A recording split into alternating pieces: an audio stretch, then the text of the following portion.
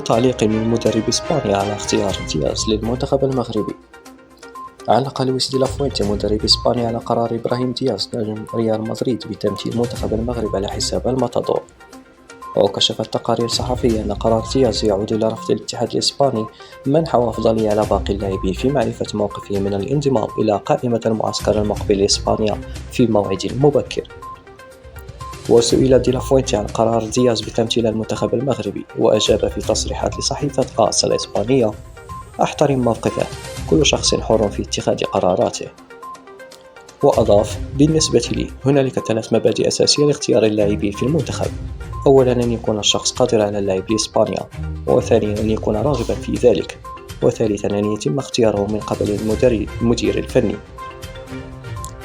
وتابع: الأهم بالنسبة لي هي الرغبة بدون أي ضغوطات أو التزامات، وأن يتقبل مساواة في الحقوق والواجبات، وإذا ابتعدت عن هذه النقطة الأساسية ستجدني ضدك دائما.